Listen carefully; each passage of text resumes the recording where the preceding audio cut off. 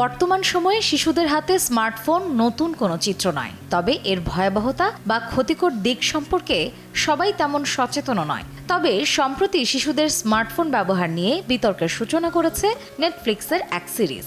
13ই March মুক্তি পাওয়ার পর থেকেই সিরিজের দর্শকরা দাবি তুলেছেন ব্রিটেনে সোশ্যাল মিডিয়া নিষিদ্ধ করার।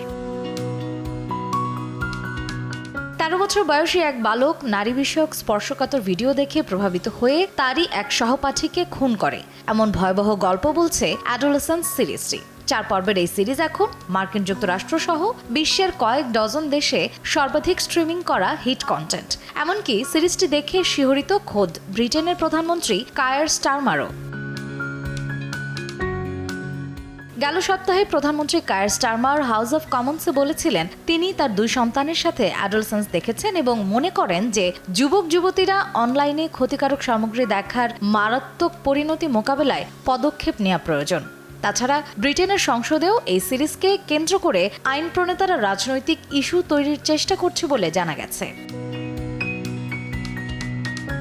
এদিকে সিরিজটির চিত্রনাট্যকার জ্যাক থর্ন এক সাক্ষাৎকারে বলেছেন তিনি চান সিরিজটি নিয়ে কথা বলার পাশাপাশি ব্রিটিশ আইন প্রণেতারা এমন একটি আইন পাশ করুক যা 16 বছর বয়স পর্যন্ত তরুণদের সোশ্যাল মিডিয়া অ্যাক্সেস নিষিদ্ধ করে। 13 মার্চ মুক্তি পাওয়ার পর থেকেই সিরিজটি নিয়ে ব্যাপক আলোচনা চলছে, কর্মক্ষেত্র থেকে শুরু করে সরকারি দপ্তর পর্যন্ত।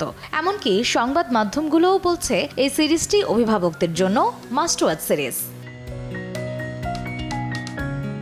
মার্জিয়া শ্রেয়া, সময় সংবাদ।